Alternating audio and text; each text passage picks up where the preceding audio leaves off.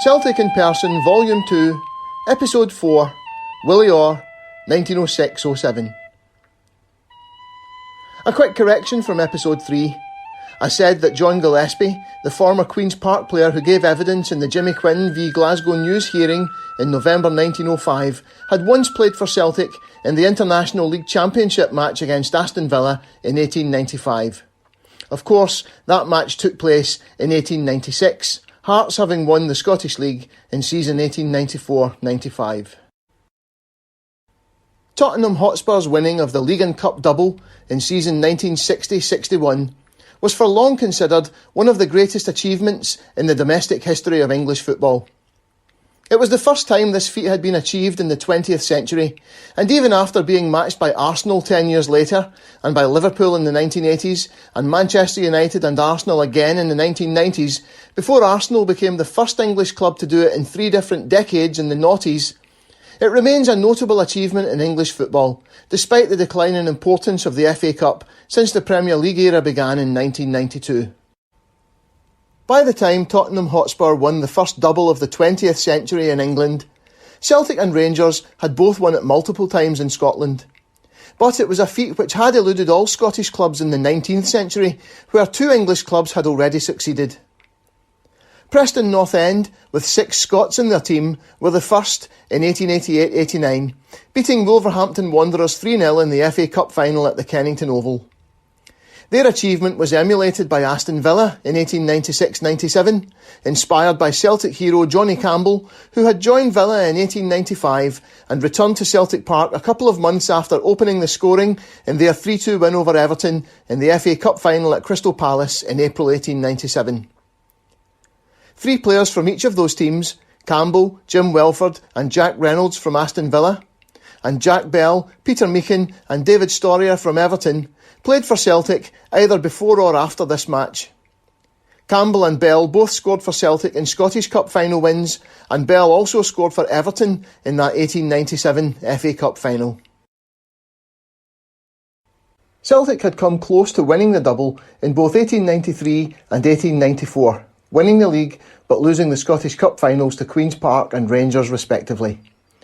Rangers similarly came close in 1899, winning the league, but losing the Scottish Cup final to Celtic. So when Willie Orr slammed home the penalty kick that sent Celtic on their way to a 3-0 win over Hearts in the Scottish Cup final on the 20th of April 1907, it set the seal on a season of unprecedented domestic success in Scottish football. The triple cup-winning team of 1891-92, winners of the Scottish, Glasgow and Glasgow Charity Cups, had for long been the benchmark for Celtic teams to aspire to.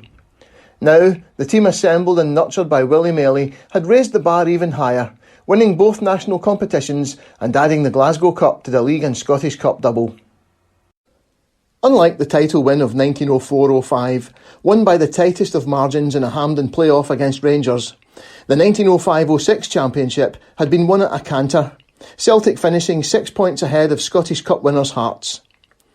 Celtic were well placed on the pitch ahead of the new season, but as the club neared its 20-year anniversary, 2 of the most vital contributors to its foundation and establishment, in John Glass and Joseph Shaughnessy, passed away over the summer of 1906. Willie Orr wrote in his book, The Story of the Celtic, "John Glass is the man to whom the club owes its existence, as he never shirked from that time till the day of his death to further the project which to him appealed as his life work. He was a great Irishman, ever ready to stand up for his rights, and later did much politically for the cause so dear to him. These were not the days of written agreements, and John Glass's word was always as good as any bond. For years he thought of nothing but Celtic. It was thanks to Glass that the organisation fulfilled the object which the First Committee set out to make good, to prove that Irish men could build a club as good as anyone." A successful builder's merchant, John Glass had the business contacts and experience needed to create the football club envisaged by brother Walfrid, and it was his drive, enthusiasm and energy that made Walfrid's dream a reality. Perhaps his most significant contribution was in persuading James Kelly to throw in his lot with the new club, and as the saying went, no Kelly, no Celtic. Both deeply religious men, Glass came into contact with Joseph Shaughnessy through their involvement in the St Vincent de Paul Society, and the two became close collaborators with brother Walfrid even before the inception of Celtic. Shaughnessy was a lawyer and provided the legal expertise needed to set the club afloat, and was also one of the club's main financial backers and guarantors who enabled the construction of the first Celtic Park before the club had even played a match. Their deaths, coming little over a year after that of another founding father, John O'Hara, left a void that would be difficult to fill. The Scottish referee wrote on the 20th of July 1906, "No club directorate has suffered so badly during the close season as has that of the Celtic Club. Quite recently, the death of Mr. John Glass, one of the founders of the famous club, bereft the directorate of one of its ablest and most enthusiastic members, and now by the passing of Mr. Joseph Shaughnessy, another vacancy is caused which will be hard to fill. Whilst Mr. Glass was the cool, steady and clever organiser, and ever an able guide in club affairs, Mr. Shaughnessy, with his brilliant legal experience, was indispensable to the club. Thus, within 2 months, Celtic have suffered the loss of 2 able directors who will be badly missed at Celtic Park, and outside the club, their deaths will be deplored by all those who knew them and could not but recognise in them 2 gentlemen of able, affable and outstanding character. In expressing our sympathy with the club, we must also utter condolences with the families who have been bereaved of such well-known and much-respected heads." Glass and Shaughnessy left behind them a club in as strong a position as it had ever been, in rude financial health and with a young, exciting team of players who had just won the league championship for the second successive season. The Scottish referee wrote in a preview of the season on the 3rd of August 1906, "There is invariably much speculation at the start of a new season as to which club shall possess what is styled the Team of the Year. Judging by the few changes made in the personnel of most of our leading teams this year, present speculation is perhaps as difficult as in any former year, and those who indulge in it have no important data to found upon. There is always one club, however, on which attention can be fixed with a quiet degree of confidence, that if it does not supply the Team of the Year, it will supply one not far from it. We refer to the Celtic, who, since the institution of the club, have never failed to put a team on the field able and eager enough to hold its own with the very best. The team for the past 10 years at least has shown such consistency in its brilliancy. The secret of this may be attributed to the officials' method of having as few changes as possible and developing the homegrown article, chiefly secured from the junior circles. This method has been amply justified in the cases of MacLeod, Loney, McNair, McMenemy and Hamilton." After commenting on the merits of new signings Bobby Templeton, Edward Gary and Robert Craig, the preview concluded, "During the close season, all the players were taken on a continental tour and returned one of the happiest of footballing families. They have now started training and, under the directions of trainer Davis, have now put themselves in a condition fit to take the field in their old and clever style. The prospect of a most successful season for the team is indeed bright, and it will be a great team that will prevent the boys from gaining the top of the tree again. The club itself is in a most flourishing condition. True it is that death recently robbed it of no less than 3 of its most energetic and enthusiastic directors in Messrs. John O'Hara, John Glass and Joseph Shaughnessy. The places of these will indeed be hard to fill, for during their long connection with the club, they were the life and soul of it, and ever in a great measure responsible for the high position they have attained in the football world. We can, however, rely on the vacancies being most judiciously filled, and with President J. H. McLaughlin, Messrs. James Kelly and William McKillop, with their great experience, and Secretary William Maley as manager, the onward course of the club will be steered, it is hoped, towards greater success and even greater achievements." Bobby Templeton was quite a signing at the time. A 26-year-old Scotland international signed from the club then known as Woolwich Arsenal, and who had previously played for Newcastle United and Aston Villa, with whom he had been a league winner. Templeton was an exciting winger, but possibly too much of an individualist for Willie Maley's taste, as he was sold on to Kilmarnock early in season 1907-08. It was at one time said that the Ibrox disaster of 1902 might have been sparked off by the huge crowd shifting eagerly in anticipation to see what he would do on taking possession. An audible ripple of excitement emanating from the crowd as the ball came to him immediately before the tragedy unfolded. The first sight of Celtic in season 1906-07 was in a benefit match for Finlay Speedy of Rangers, played at Ibrox on the 16th of August 1906, which demonstrates again the very different relationship between the clubs at that time. They regularly provided the opposition for benefit matches for each other's players and would continue to do so for many more years. The match proved a painful experience for goalkeeper Davey Adams. While making a save in the first half of what would end in a 4-2 win for Rangers, Adams caught his hand on a nail protruding from the junction of the post and crossbar and badly gashed his hand, putting him out of action for several weeks. After the match, Rangers offered their goalkeeper Tom Sinclair on loan until Adams was ready to return.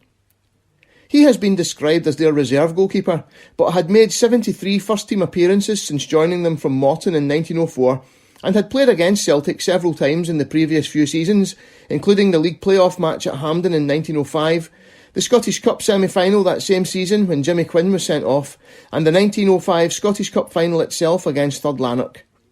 He had also played in all their matches against Celtic in season 1905-06.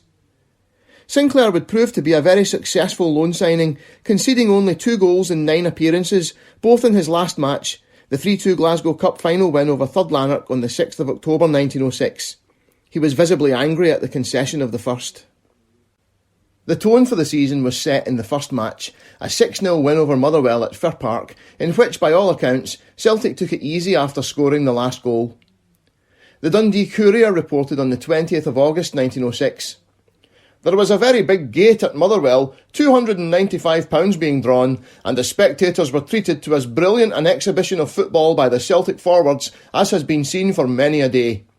From the outset, their combination was well nigh perfect, and as the Courier representative puts it, surpassed anything seen in Motherwell. The forwards seemed to score whenever they wished.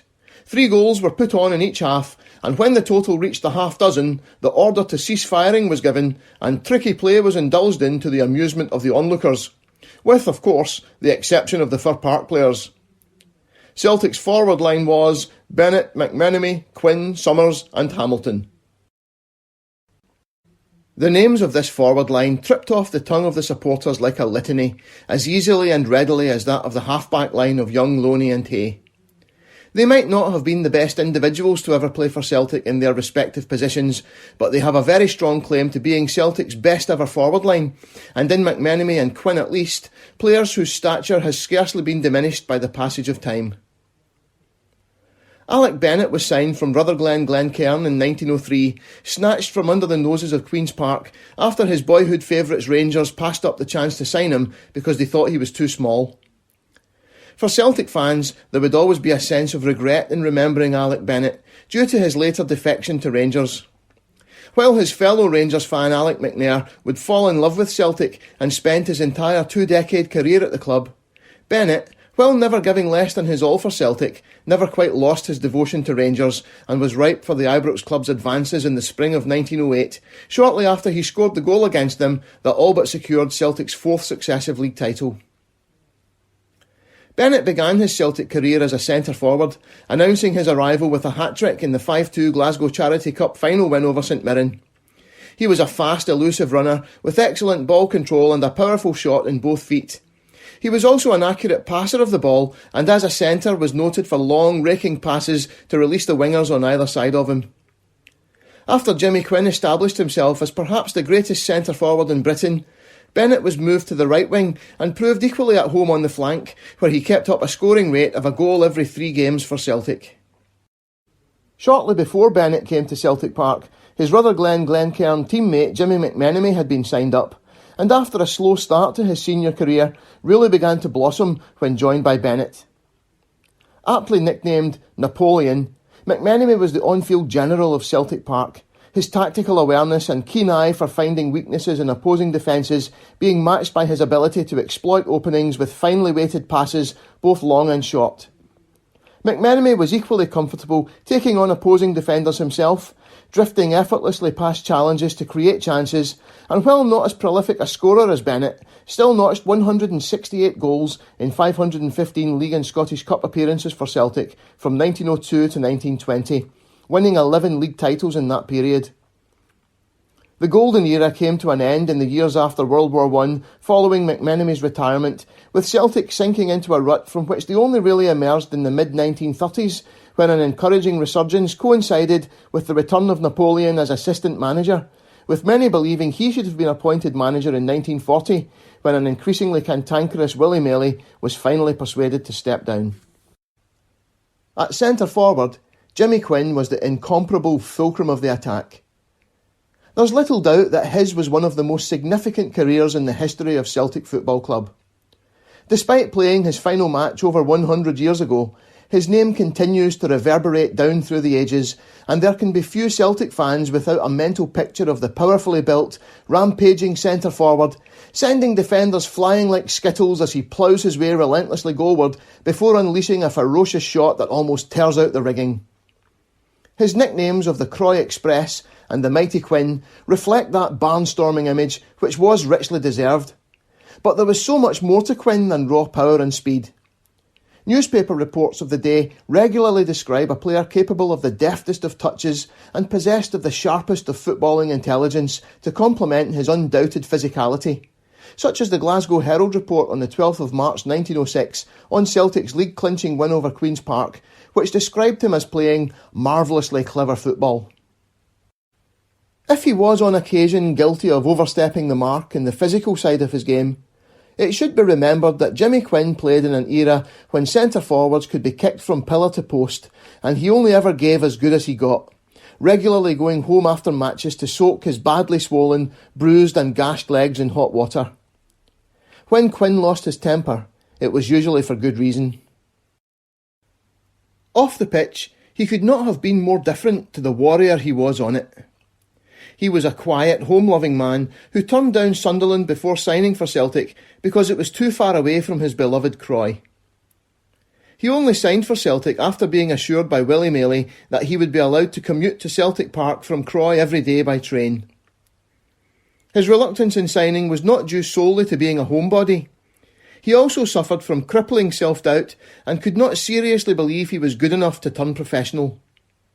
Thankfully, he allowed himself to be persuaded, although it took him some time to settle into his new surroundings, and he was quickly dubbed Silent Jamie by his teammates for his shy, quiet demeanour. It took several seasons for Quinn's best position to be found, starting mostly as an outside or inside left, although his ability was never in question. His demolition of Rangers in the 1904 Scottish Cup final was not his first appearance at centre-forward, nor the first time he scored a hat-trick against Rangers, but it was emphatic confirmation of his and Celtic's emergence as an unstoppable force for the rest of that decade. At inside left, and almost as influential as McMenemy, was Peter Summers, a player who had two spells at Celtic and made his debut in November 1897, scoring in a 4-0 win over Third Lanark.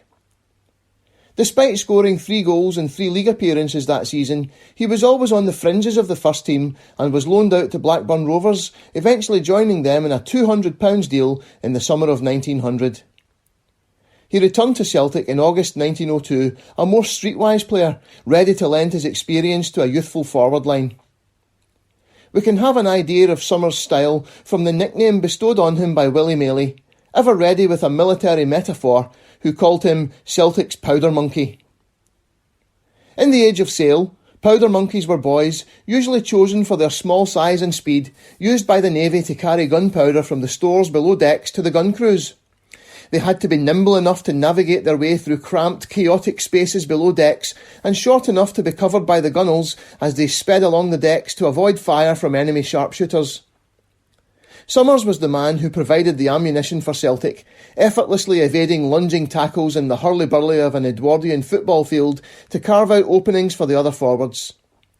He was more than just a provider though, with a powerful shot in both feet, scoring 62 goals in 219 competitive matches for Celtic.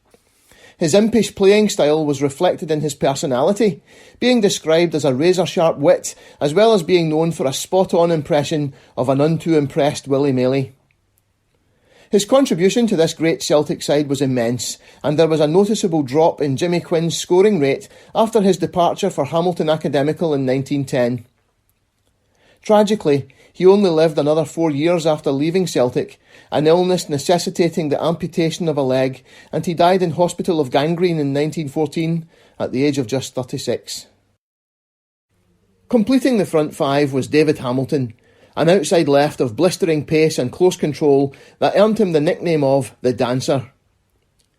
He made his debut towards the end of season 1901-02 and first made his mark in the British League Cup final against Rangers, playing his part as Celtic won 3-2 after extra time with a Jimmy Quinn hat-trick. While there never has been a winger who didn't suffer from inconsistency at times, Hamilton on song was almost unstoppable, and more importantly, his final ball, so often the element of their game that lets wingers down, was of the highest quality. The Dancer revelled in matches against Rangers, averaging almost a goal every 2 games against them in the league, including a double at Ibrox in a 4-0 win in March 1905, and Celtic's second in the 2-1 victory a month later in the league playoff match at Hampden that set them on the road to 6 titles in a row. Like so many outstanding Celtic players, Davey Hamilton was criminally overlooked by Scotland, the only member of this devastating forward line to never win an international cap. He made only 1 appearance for the Scottish League against the Irish League in February 1903. Individually, Bennett, McMenemy, Quinn, Summers and Hamilton would have had a strong claim for a place in the Celtic team of any era, but as a collective they were beyond compare with anything that came before or after in the 2-3-5 era. At a time when Scottish football was famous for its passing game and a high premium was placed on good combination play, an argument could be made that the football played by this quintet was as sophisticated as anything seen in the country since.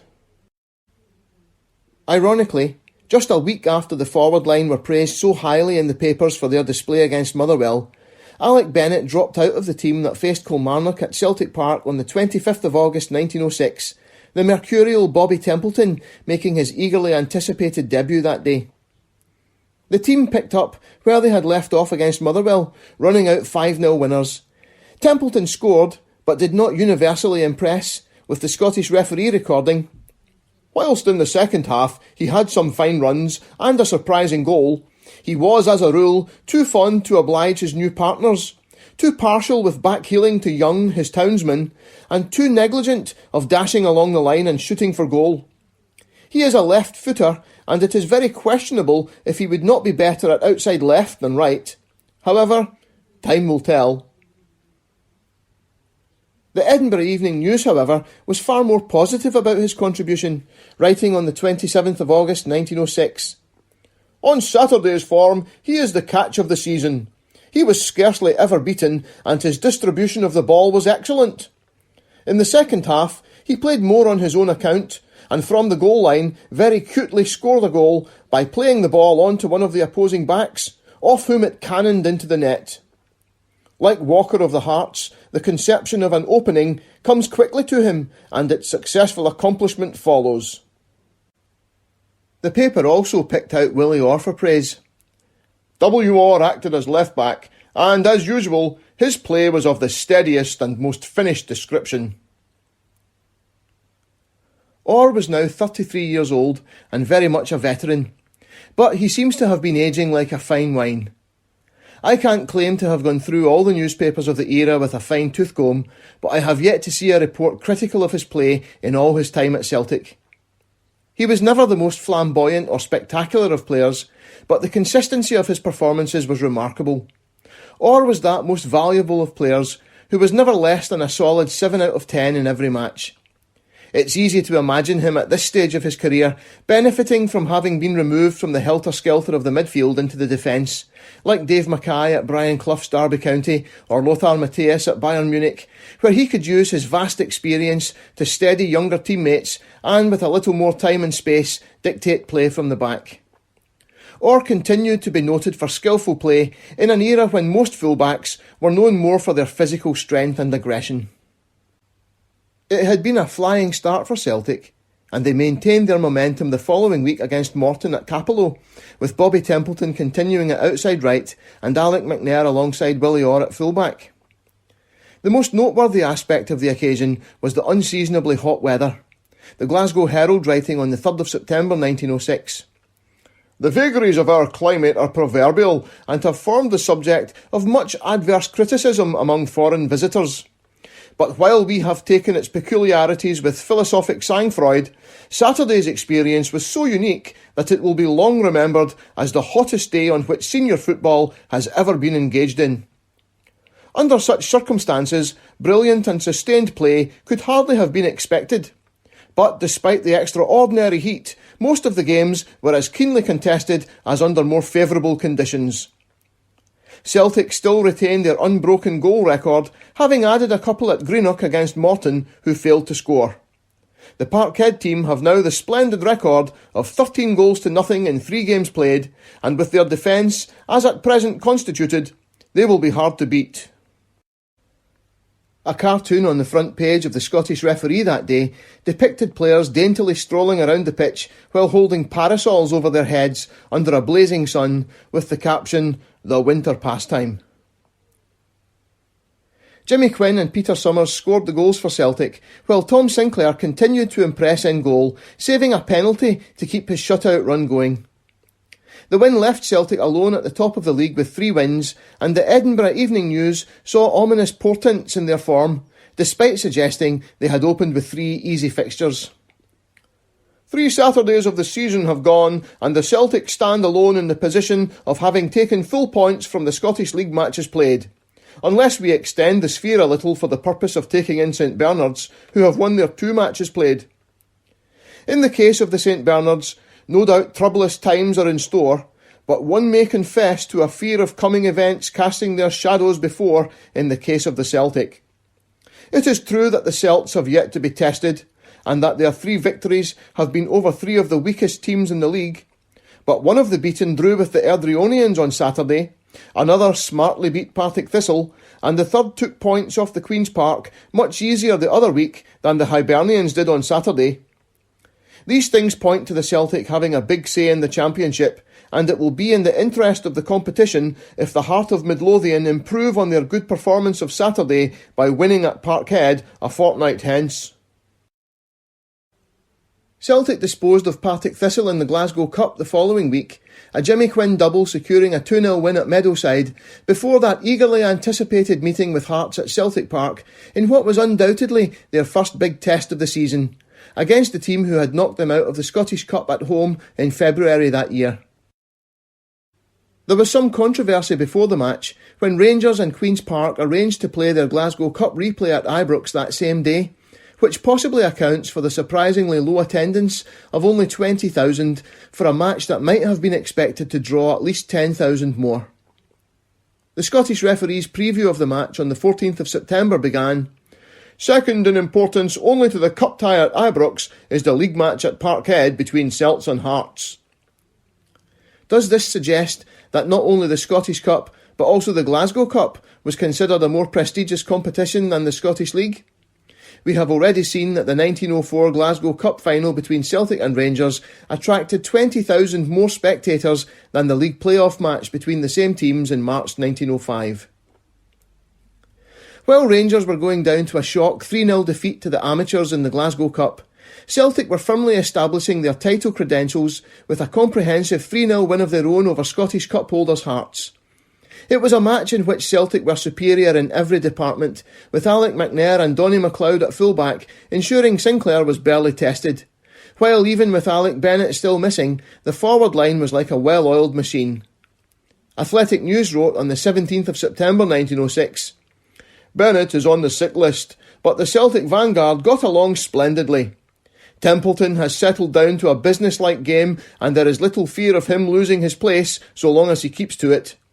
McNair and Hay were giants in the defence." Davey Hamilton opened the scoring for Celtic after Quinn's shot from Templeton's run and cross was parried out to him by the keeper, and the closely marked Quinn scored a second before half-time, described in the Athletic News, "Thompson watched Quinn like a brother, and with effect too, but he could not prevent the Celt from bursting through like a whirlwind and scoring with a beautiful drive which Allen could only look at." Hearts pressed hard at the beginning of the second half, but not for long, and taking command again, Celtic added a third, again through Davey Hamilton, to end their resistance. Tom Maley was quoted in the Edinburgh Evening News of the 17th of September 1906, opining that Celtic could hold their own in the English League. It had been objected that the Celtic successes prior to Saturday were won over the lesser clubs in the league. On Saturday, they tackled their brother honours winners of last season and won with some ease. Mr. Tom Maley, who was an interested spectator, remarked as the game was coming to an end that with their splendidly balanced team, the Celtic could take on any club in England with fair confidence. Some of the best of the English teams play a faster, but none play a sounder game than the Celtic. Losing their goalkeeper hurt in a benefit match with the Rangers in the first week of the season, the Celtic got the man most people consider the better of the Rangers custodians on loan. And while Sinclair is not a better man than Adams, he can boast an unbeaten certificate with the Celtic in 5 league games and cup ties. He was not hard-pressed, keeping his goal intact against the Hearts, the Celtic halfbacks breaking up the Edinburgh attacks in great style, and the backs doing the bulk of what remained. There is not an outstanding man in the quintet, but with no men needing any defects covered up, that is rather an element of strength than otherwise. The Celtic picked their men well. McNair is a case in point. A good forward, he last season got his Welsh cap as a halfback, and as a back, he is among the best we have. Forward, the Celtic are also strong and exceptionally well balanced. With 18 goals to their credit from the 5 matches indicated, it is more than evident that they are dangerous. They do not waste time playing fancy football, nor do they hesitate to shoot, while every man among them can break through and make his own openings. Templeton is not at Parkhead the brilliant erratic he was in England. As a matter of fact, he has hardly yet shaken down into his place, and his speed and shooting powers should become more pronounced factors as time goes on. High-flying Celtic may have been, but at this early stage they were only second in the league, Airdrieonians yet again making a strong start and sitting a point ahead of Celtic, albeit having played a game more. But their record was still impressive, having scored only 1 goal less than Celtic and conceded only 2 goals in 5 games. Celtic's visit to Broomfield at the end of the month was eagerly anticipated. Queen's Park's reward for beating Rangers at Ibrox was a semi-final meeting at Celtic Park, and with Willie Loney struggling with injury, Alec McNair showed his versatility again, filling in at centre-half this time, while 18-year-old Bobby Craig lined up at full-back in the continuing absence of Willie Orr. Craig proved a dependable stand-in, Celtic never losing a match he played in, but he would never hold down a regular starting slot and was sold to Brighton and Hove Albion in 1909. During World War I, he served as a private with the South Wales Borderers and died of wounds sustained in action in April 1918. The biggest crowd of the season so far, at 45,000 strong, saw Celtic demolish Queen's Park 5-0. After only 4 minutes, a Davey Hamilton cross was spooned past his own keeper by a Queen's Park defender, and this was added to by 3 of the 4 Jimmies. A double for Quinn, while he and Young notched 1 each, setting up yet another Glasgow Cup final against Third Lanark. Thirds were beaten 2-0 in the league at Celtic Park 2 days later, before Celtic's visit to Broomfield on the 29th of September for what was the match of the season so far. The top-of-the-table clash mirrored the meeting of the two sides at Celtic Park at a similar stage the season before, where Celtic had narrowly won a blood and thunder match 2-1 to end Airdrie's unbeaten start to the season. Now they would meet at Broomfield, with both teams again having an unbeaten record to protect. The Dundee Courier of the 1st of October 1906 caught the mood of excitement nicely, although it didn't turn out to be a great day for everyone in the beleaguered town. All roads led to Airdrie, and the scenes before and after the match were unprecedented in the Lanarkshire borough. No fewer than 6 special trains left Glasgow, while the ordinary trains from the surrounding districts were packed.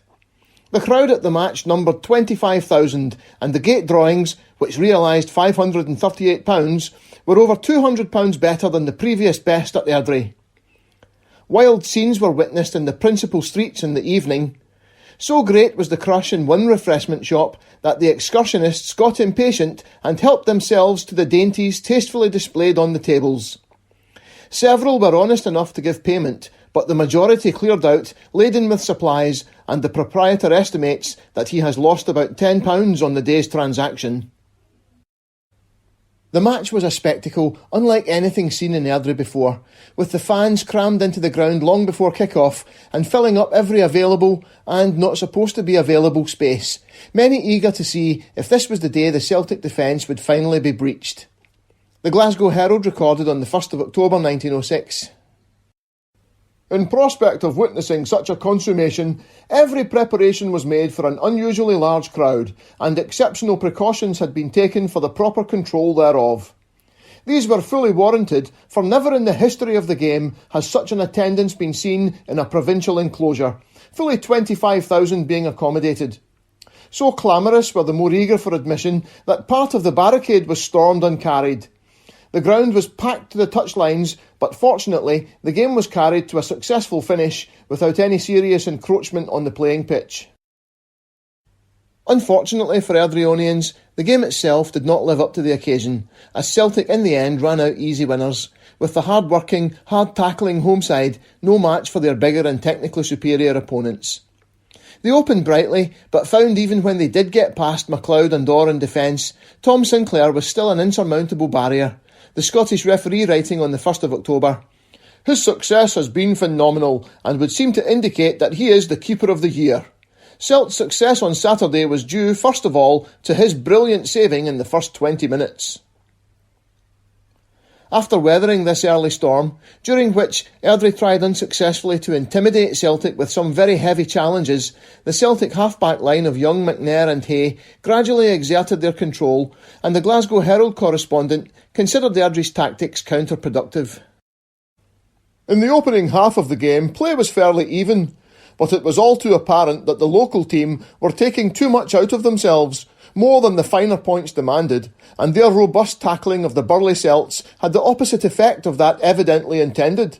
For while they had calculated that forcible methods would inspire their opponents with sufficient dread to force them to avoid coming to close quarters, they only resulted in wearing themselves out and compelling the Celts to open out the game more effectually. To beat the Celts, as at present constituted, will require more than mere weight, for of this physical quality the Parkhead team have a liberal share, nor are they lacking in skill in any department. Like the Lisbon Lions 60 years later, this was a Celtic team renowned for its flowing attacking football. But if they needed to win a kicking match before they could turn on the style, that was just fine by them. Jimmy Quinn opened the scoring for Celtic after half an hour, sweeping home a cross from Davey Hamilton, and shortly before half-time he notched his second with the kind of rampaging run through the defence and clinical finish that had long since become his trademark. By the time the English referee, a Mr McGregor of Morecambe, had blown the final whistle, Airdrie had been well beaten.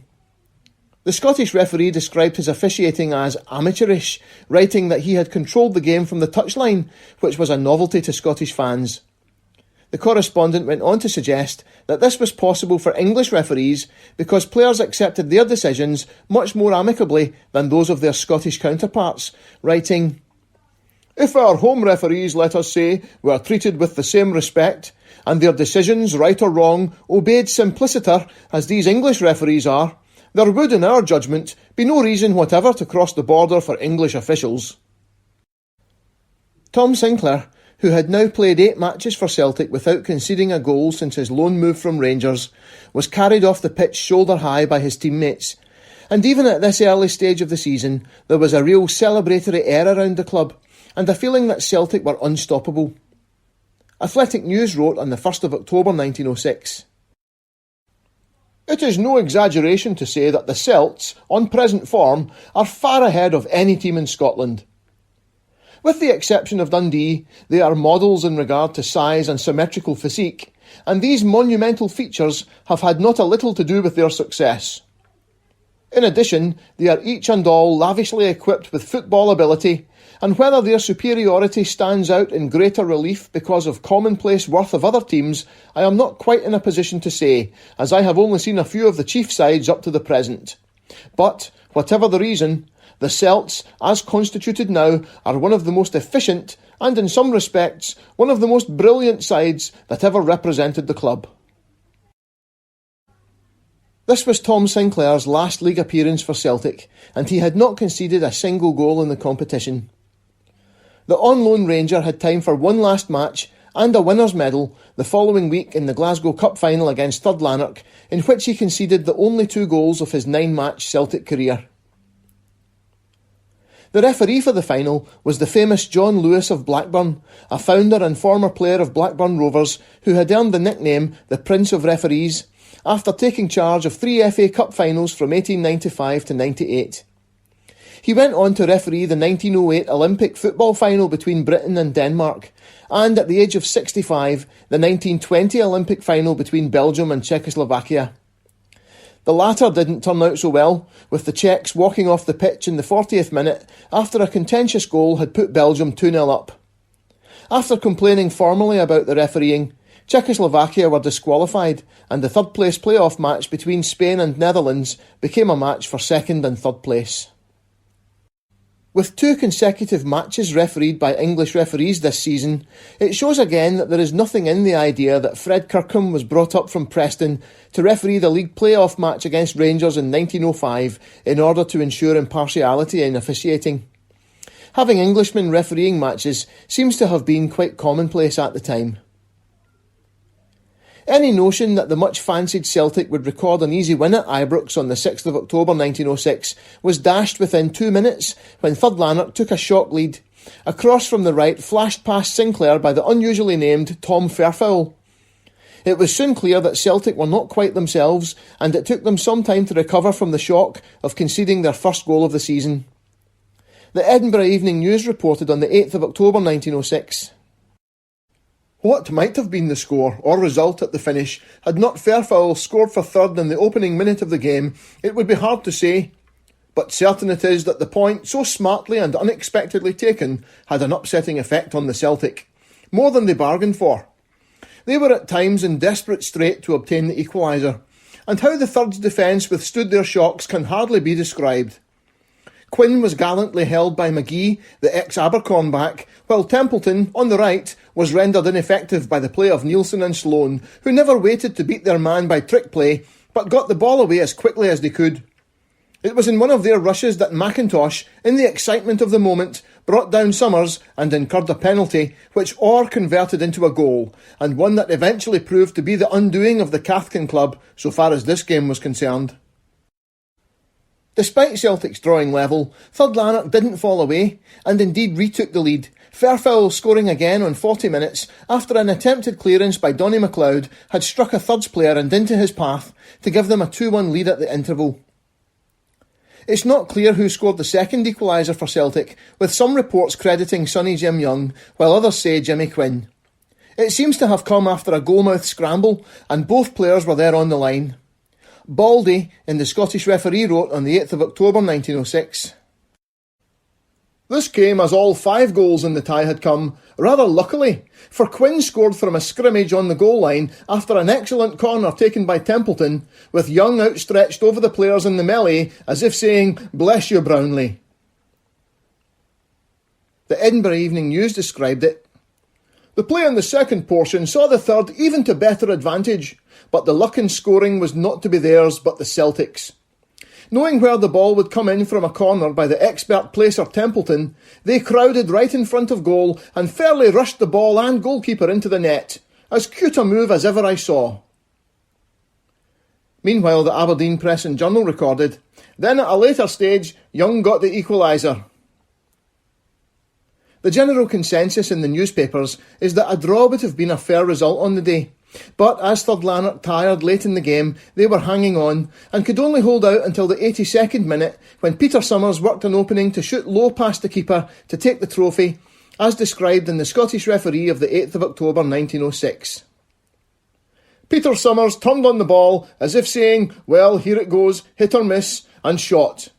It was a hit, in fact not a bull, an inner, for the ball, sliding away to the left of Brownlee, low down near the post, found the net 8 minutes from time, to the infinite disgust and chagrin of the Warriors' patrons, eagerly waiting for the relief of a draw." It hadn't been a scintillating performance, and there was a sense of frustration at Tom Sinclair's shutout record being broken in his final match before returning to Rangers. But the first silverware of the season had been secured, with Celtic winning the Glasgow Cup for the third successive year. They had now appeared in 14 of the competition's 20 finals and had won it 7 times. Sinclair returned to Rangers with his Glasgow Cup winners' medal in his pocket, but he was not to remain there long, being sold to Newcastle United in March 1907, where he remained until 1913, but made only 8 appearances, unable to displace fellow Glaswegian Jimmy Lawrence, who remains Newcastle's record appearance holder. Sinclair served in the British Army during World War I and lived to see Celtic's European Cup victory, passing away in 1968. Making him possibly the last surviving player of the 6-in-a-row era. Typically, after Celtic's goal was breached for the first time that season, they began to concede at a concerning rate in the following weeks, Aberdeen being the first league scorers as Celtic ran out 2-1 winners at Celtic Park the following week. On the 20th of October, an eagerly anticipated clash against Dundee at Dens Park turned out to be a disappointment. A Celtic team with a makeshift look about it drawing 0-0 to drop their first point of the season. With Willie Orr, Willie Loney and Jimmy Quinn all missing through injury, Alec McNair played at fullback while Alex Wilson filled in at centre-half and Alec Bennett came back into the front rank at centre-forward. The match didn't seem to matter much in the end as it was overshadowed by injuries to the 2 captains, Jimmy Hay and Jack Fraser. Both incidents occurred early in the match, the first involving Fraser and Donny McLeod, who challenged for a ball floated towards the Celtic fullback and there was a sickening clash of heads. McLeod appeared dazed while the Dundee player remained motionless on the ground. The Dundee Evening Telegraph of the 22nd of October 1906 reported, "It was a question of whether Fraser or McLeod might get the ball. Their heads came in violent contact. McLeod was stunned and Fraser was rendered unconscious. It was indeed a sad spectacle to see the latter carried off the field with blood flowing copiously from his head. For a time his condition was rather critical. It was feared that the base of his skull had been fractured. Fortunately, it turned out less serious and developed into a slight concussion. His brow is rather badly cut, but today's reports are very satisfactory." Not long after, Jimmy Hay fell heavily in an otherwise innocuous challenge, which went almost unnoticed until it was apparent he was in serious pain. The Edinburgh Evening News recorded on the 22nd of October 1906. "A little later, Hay, the Celtic skipper, a player of assiduous and painstaking parts rather than a brilliant man, fell heavily in a charge dealt in the ordinary course of the game. The incident passed without comment, but Hay left the field and it was found that his collarbone was broken. Possibly of the two, he will be the greater sufferer, but all followers of the game will unite in wishing the men a speedy convalescence." After Hay's departure, neither team had their hearts in it, especially when an ambulance was called to take Jack Fraser to hospital, and what had begun as a keenly contested match before a record gate at Dundee, one that had been spoken of as potentially Celtic's toughest task of the season, frittered out and both sides were happy to share the points in the end. Of more concern to Celtic was the enforced layoff for Hay, although he made a remarkably quick recovery, returning to the team on the 22nd of December against Port Glasgow Athletic at Celtic Park. Jimmy "Dun" Hay was a key part of this all-conquering Celtic side, 1/3 of possibly the greatest half-back line in the club's history. He was the cool head at the heart of the team, nicknamed, like his predecessor of 20 years before, James McLaren, the General. Signed from English side Glossop in 1903, Hay quickly established himself in the team and his touch and passing in midfield were instrumental in the Scottish Cup win in 1904, sending Jimmy Quinn racing through for his first and third goals. Noted for his strength in possession, Hay could be as combative as Young and Loney, but was better known for his subtlety and composure on the ball, allied with energy and drive, frequently turning defence into attack with driving runs or long accurate passes to his forwards. With Willie Orr beginning to play less games, Hay was his natural successor as captain, a role he also took on for Scotland in 3 of his 11 caps, including 2 wins over England. Jimmy Hay led Celtic to the second half of their then record 6 successive league championships in 1910, but left under something of a cloud in 1911, when, after a benefit match at the age of 31, the board refused to meet his demands for a new contract and he joined Newcastle United, then one of the leading clubs in England. He went on to make 217 appearances for Newcastle in 4 seasons until the English League was suspended in 1915. He was said to be keen to rejoin Celtic, but eventually signed for Ayr United, whom he played for until he was conscripted into the Royal Artillery, and subsequently played for until 1921, before becoming their manager in 1924. He became embroiled in controversy in 1926 when he accused Ayr director Thomas Steen, the man who wanted Jimmy Quinn banned for the rest of the season after his clash with Rangers' Alex Craig in 1905, of attempting to bribe a referee. Unable to provide any solid evidence to back up his accusation, Hay was banned indefinitely by the SFA when he refused to apologise to Steen. Steen didn't last long after that, though. SFA President and Celtic Director Tom White initially refused to work with Steen following his re-election to the board in June 1926, but he was voted off the board in May 1927 and Hay's ban was lifted 6 months later. However, he never worked in football again. Meanwhile, Hay would be badly missed over the next couple of months in 1906, as the previously watertight defence began to ship goals with the onset of winter. An unfamiliar-looking side lined up against Rangers the following week, with Alec McNair joining Donny McLeod at full-back, Jimmy McMenemy filling in for Hay at left half, and Alex Wilson continuing at centre-half, and Alec Bennett at centre-forward. Jimmy Quinn being required at inside left, while Peter Summers took Napoleon's position at inside right. Rangers were similarly struggling with injuries, as the Scottish referee's preview on the 26th of October 1906 alluded to, and which also provided yet more evidence of the friendly relations between the clubs. Tomorrow, and at Parkhead, we are to have another test between those old familiar foes and friends, to wit, the Celtic and the Rangers. Tomorrow, they meet on even more friendly terms than ever, because of 2 things. The first being the recent residence of goalkeeper Tom Sinclair at Parkhead, during which he, by his play and personal conduct, did much to foster and develop the friendly relations between the 2 clubs. And second, the bond of sympathy which injuries to players on both sides has formed between them. These, unfortunately, render the test not just so good a one as it would otherwise have been had both teams been in full fighting trim and in the best of mettle for the test. The previous season, Celtic's first defeat had come at Ibrox, and there was some excitement that Rangers might repeat the trick this time round at Celtic Park, especially when Willie Orr was ruled out, requiring Alec McNair's removal from the half-back line, with Jimmy McMenemy dropping back. The Scottish referee also reported on the generosity of the board in looking after injured players. The Celts Directorate are very generous to their players, for W. Loney, at their expense, is presently recuperating at Seamill Hydro, and there too Hay will probably make his way as soon as he is able. The Rangers' win at Ibrox the season before had come as the shock of the day, and those hopes of a repeat were boosted by their taking the lead in the 5th minute through Archie Kyle. Celtic responded strongly, but found the Rangers' defence in top form, with New Bigging in goal making several good saves, although his luck was in just before the quarter-hour mark when he spilled a long-range shot by Young, but Quinn and Bennett, right in front of goal, got in each other's way and the chance was lost. Shortly after, on 20 minutes, Peter Summers equalised with a powerful low shot from a tight angle. Before half-time, there was a collision between Jimmy Quinn and Jimmy Jackson, which resulted in a stoppage while the Rangers defender received treatment. It was the first of 3 clashes between the two, which resulted in Jackson leaving the field early in the second half. Playing with 10 men, Rangers packed their defence and the game became a grim slog, which looked like ending in a draw until Bobby Templeton grabbed the winner in the closing moments, heading in a cross from Davey Hamilton at the back post.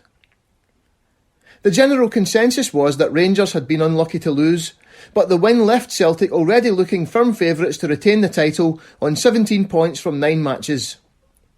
Airdrieonians were also on 17 points, having played 11 matches, with Dundee and Third Lanark hard on their heels, just a point behind. Rangers lagged well behind on 10 points from 9 matches and already looked out of the running. The first inklings of a transfer south for Tom Sinclair also appeared in the newspapers that Monday morning. His days at Ibrox were numbered.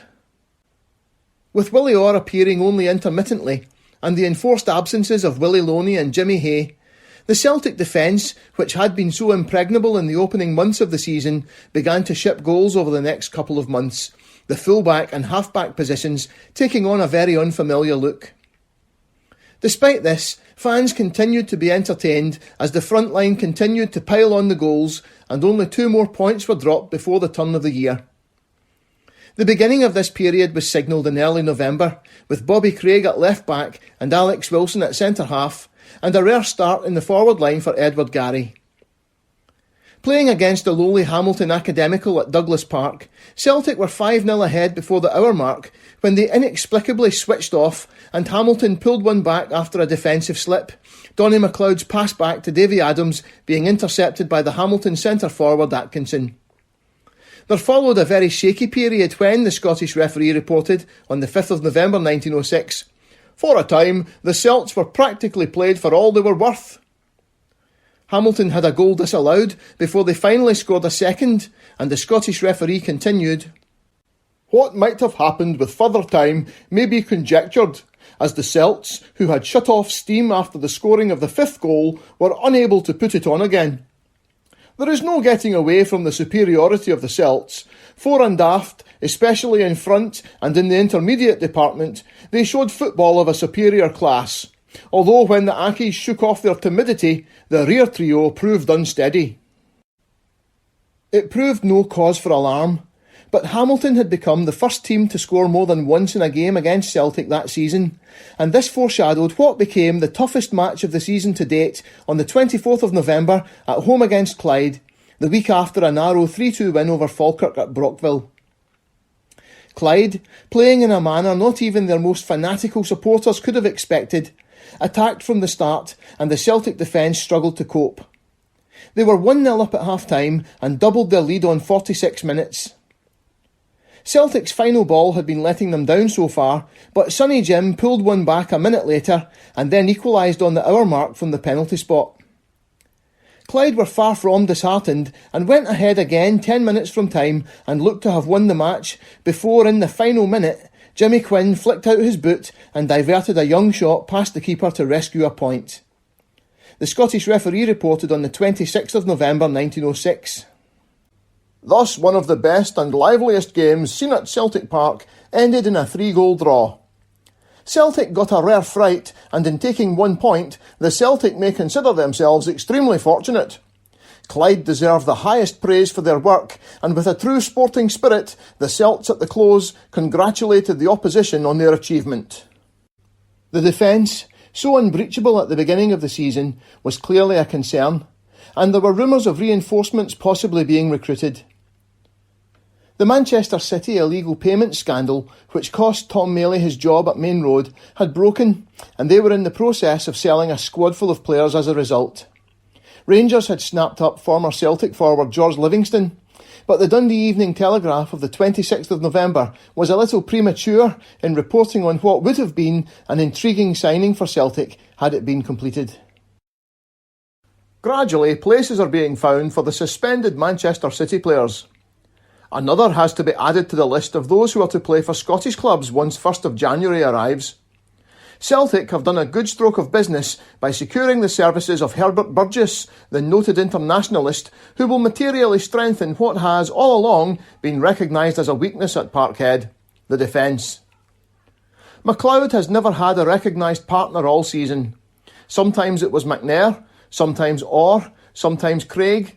But once Burgess has paid the penalty for his share in what constituted the Manchester City scandal, the Stenhouse-Muir back will have as a colleague one after his own ability. Burgess played for England against Scotland in 1904-05 and for the English League against the Scottish League at Manchester in 1904. Burgess was mentioned as likely to accompany G.T. Livingston, an old Manchester City clubmate, to Ibrox, but the Rangers let it be known that the transfer fee was for them a trifle stiff. But with Celtic sharing huge gates wherever they go, money was of little concern to them, provided the article was good. Burgess will be a decided gain to Celtic. Sadly, it was not to be, and Burgess joined City teammates Billy Meredith, Sandy Turnbull and Jimmy Bannister in signing for rivals Manchester United, with whom they won the Football League the following season. Burgess left United in 1910 to play in Denmark before finishing his career with MTK Budapest, eventually becoming their manager. Between 1921 and 1932, he also managed Padova twice, Milan and Roma. Willie Orr was restored to the defence for the first 3 matches in December as Celtic hit a rich vein of form again, winning 4 matches with 15 goals scored and only 1 conceded. But he was dropped for the last of this run, a 4-0 win over Port Glasgow Athletic that saw the return of Jimmy Hay from the broken collarbone suffered at Dens Park. With Hay at left-back and a half-back line of Young, McNair and Mitchell, a 2-goal lead was let slip in a 2-2 draw at Kilmarnock before the calendar year was closed with a 2-1 win over Ergionians at Celtic Park. For this match, the eagerly anticipated return of the early season showdown at Broomfield, Orr was brought back in, playing at left-back with Jimmy Hay at right-back.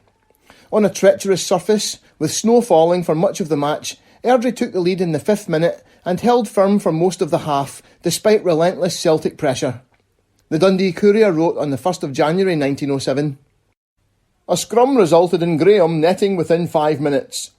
After this, Celtic were favoured with very bad luck, Bennett, Quinn and Summers all having very good tries. A penalty, however, granted for a bad back charge, brought the teams on level terms, or converting. Even play till the interval left the teams level." Celtic piled on the pressure in the second half, but had only 1 goal to show for their efforts, Quinn scoring the winner for Celtic after a long solo run, described in the Sporting Chronicle as "a magnificent individual run in which he clean beat 3 opponents." The win left Celtic on 35 points after 19 matches, 4 ahead of Dundee, who had played 2 games more, and 10 ahead of Ergionians in 3rd place, who had played 1 more. The only cloud was an injury to Jimmy McMenemy, who had to leave the field 15 minutes from time, although he was fit enough to play again at Ibrox the following day. By the time Celtic visited Ibrox on the 1st of January 1907, they were already so far ahead of the chasing pack that defeat would make very little difference to the outcome of the League Championship. Dundee were 4 points behind in 2nd place, but had played 2 games more. Rangers had played 1 game less than Celtic, but were 11 points behind in 5th place. There was probably an inevitability about Rangers ending Celtic's unbeaten record that day, even allowing for the poor season they were having, and that they had lost 1-0 at home to Hamilton Academical 3 days before. Celtic, though, had just come through a tough match against Airdrie only 24 hours before, and it was clear from the start that this had taken a toll, with a strangely subdued performance in contrast to the more energetic Rangers. Despite this, Celtic took the lead midway through the first half through Peter Summers, but this was soon equalised by Willie Kivlikin. Kivlikin, who would join Celtic in the summer of 1907, scored the winner in the second half, while both teams had been reduced to 10 men, temporarily in Rangers' case, following Jimmy Quinn being ordered off for what seemed initially to be an innocuous incident with Rangers defender Billy Hendry. None of the match reports in the days after the game made much of the incident, the Glasgow Herald of the 2nd of January 1907 being fairly typical. "Much temper had been infused into the game, but up till the time when the Rangers led, the referee had seen no occasion to deal firmly. But latterly he had to order Quinn off the field. Hendry, who was injured, retired at the same time, but was able to continue." Trouble arose for Quinn, though, in the following days, when the English referee, Tom Kirkham of Burslem, not to be confused with Fred Kirkham of Preston, who had refereed the 1905 League playoff match, submitted his report, reproduced in the Dundee Evening Telegraph of the 9th of January 1907. "While officiating at Ibrox on January the 1st in the above match, I had occasion to order James Quinn off the field. The circumstances were as follows. The Celtic were attacking, the ball being just outside the penalty area, when W. Henry, one of the Rangers' backs, fouled one of the Celtic forwards, both men falling together. Before Henry could rise, Quinn took a most dangerous jump, his boot coming violently in contact with Henry's face. There was not the slightest reason for Quinn's action, as he would be some 6 yards away when Henry brought his opponent down illegally. I blew my whistle immediately for a foul against Henry, after which Quinn behaved as stated above. When ordered off, Quinn went immediately to the dressing room without the slightest demur. Mr. Kirkham wrote separately to the committee after this report, stating, "I might add that just prior to half-time, Quinn and Hendry got to loggerheads with each other." After Celtic were informed of the referee's report, Willie Maley submitted the following letter, also reproduced in that day's Dundee Evening Telegraph. "My directors instruct me to send you the following letter. Mr. Kirkham is in error in stating that Quinn's boot came violently in contact with Hendry's face. Quinn jumped clean over Hendry, and any injury to him was caused by another player. The referee did not seem to notice anything wrong at first, as he gave a foul, and it was only after his attention was drawn to Hendry's face by some of the Rangers players that he ordered Quinn off. Presumably, he came to the conclusion that, after seeing Quinn jump, he had caused the damage, but, as before stated, it was another player that was to blame. Quinn and Young will both be in attendance at the meeting and request to be heard in their defence." At the hearing, Quinn denied he had tried to injure Hendry, with the Dundee Evening Telegraph reporting, "He said, however, he was angry at the time. He went to go for him, but changed his mind and jumped over him."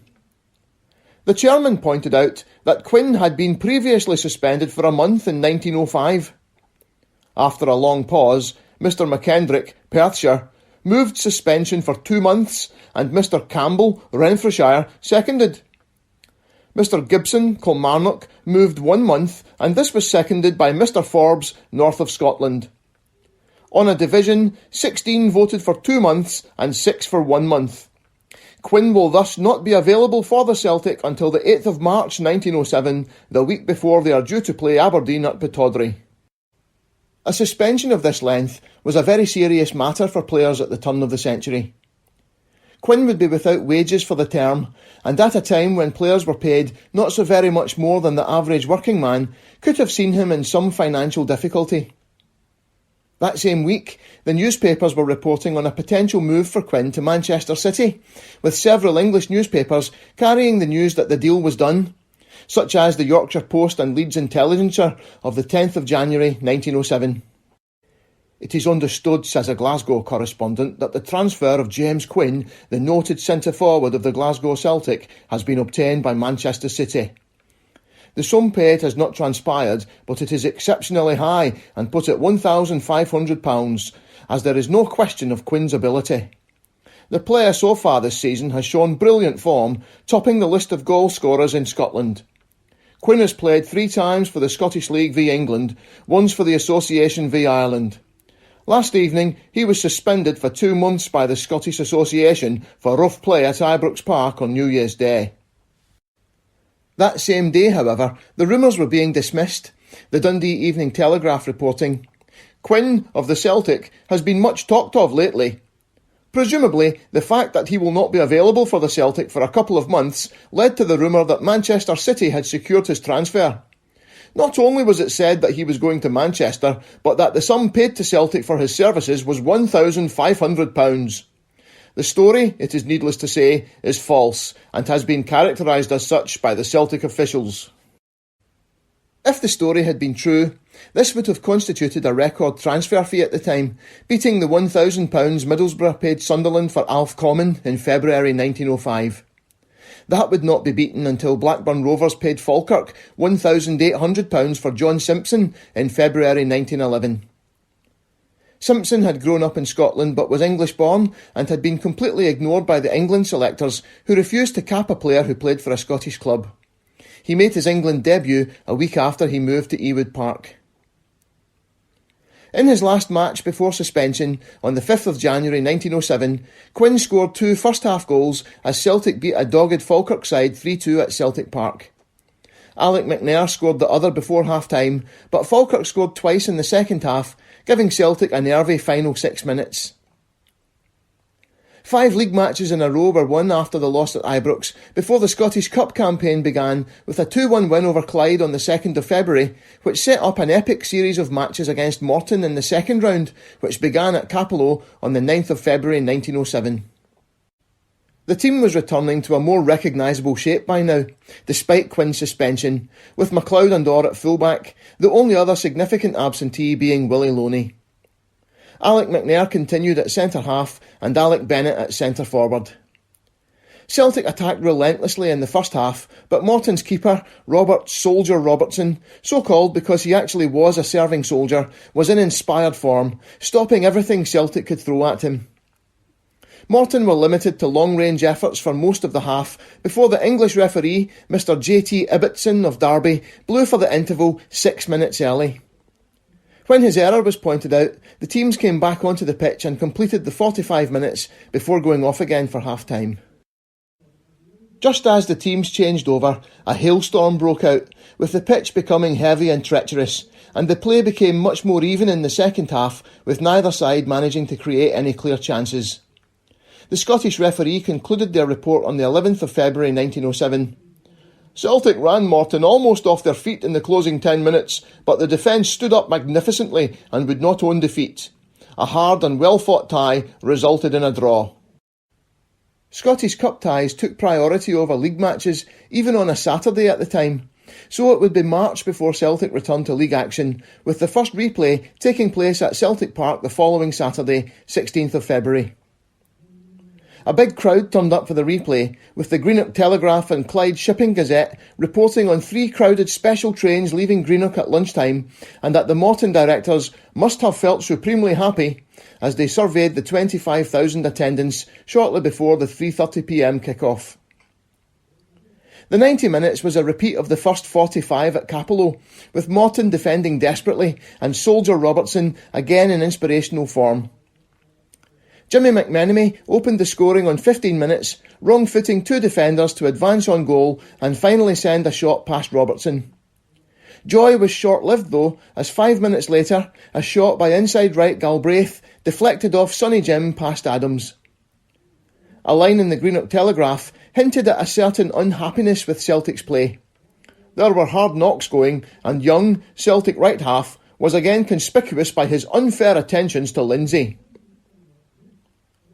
The second half was a procession of Celtic attacks, with the occasional Morton breakaway, but again Robertson was equal to the task, being identified by the Greenock Telegraph as the one outstanding player on the field. To dispel any notions of this being a case of partisanship by his local paper, the Scottish referee wrote on the 18th of February 1907, under the headline, "A Goalkeeper's Game," without in the least detracting from Morton's backs and half-backs' sterling work on Saturday at Celtic Park, we are forced to the conclusion that but for Robertson's marvellous saving at goal, the Morton colours would have been lowered, and thereby the club would have had to forgo the shekels that are likely to be their portion from next Saturday's replay. With the exception of one great shot from Templeton's foot close in on Robertson's goal, and saved simply because Templeton shot straight at the keeper, there was nothing lucky in the Morton goalkeeper's defence. He judged the movements of the Celtic forwards with splendid precision and was always ready for the ball as it came in. Next to the goal saving, the work of the Morton backs and half-backs was superb and untiring. The forwards were seemingly too light to force their advantages, and thus the Celtic goalkeeper had no chance to shine. Next Saturday, however, should see the parting of the teams, as an extra half hour will be played in the event of a draw at the end of 90 minutes. The game takes place at Celtic Park, and the entire drawings will be divided between the two clubs. The reason for playing the second replay at Celtic Park was a purely financial one, with Morton clearly delighted at the prospect of a third payday. But one fan was not entirely happy with the officiating at the second match and wrote to the Greenock Telegraph and Clyde Shipping Gazette on the 18th of February 1907. "Sir, kindly allow me, through the medium of your valuable columns, to give vent to a grievance regarding the above match on Saturday last, viz. the unsatisfactory refereeing. Might I suggest to the Morton executive the strong desirability of their insisting on having an English referee for their match next Saturday? It is a well-known fact that the city clubs invariably get the benefit of the doubt on any point of play during a game with a provincial club when refereed by any of the referees on the Scottish list. I am sure I am voicing the opinion of all the Morton supporters who witnessed the game at Parkhead on Saturday. Hoping the executive will give this suggestion their earnest consideration, I am, yours truly, Mortonian." Whether the Morton directors paid any heed to Mortonian or not, the referee for the second replay was the same Mr Muir of Motherwell who had refereed the first replay. The draw for the next round was made on the day of the first replay, and the winners would go to Ibrox in the next round, for which, if it proved to be Celtic, Jimmy Quinn would once again be available, it being due on the 9th of March. There was sad news for Celtic fans in midweek with the announcement of the death of former player Pat Gilhooley, just a few months short of his 31st birthday. He was a popular winger in the late 1890s, winning a league medal with the team that were unbeaten in the league in 1897-98, but had been allowed to leave after a dropping off in form in 1901. The Scottish referee wrote on the 22nd of February 1907, "Patrick Gilhooley, late of the Celtic, Sheffield United and Tottenham Hotspur, died on Wednesday morning at Cleland." Gilhooley, who was always a big favourite while at Parkhead, was born at Blackwood in Lanarkshire in 1878. He began his career at Larkhall Thistle and as a junior made a big name for himself. It was while with the Celtic club, however, that his ability blossomed forth. He was nearly 4 years with the Celts, and during that period he was a most serviceable player for them.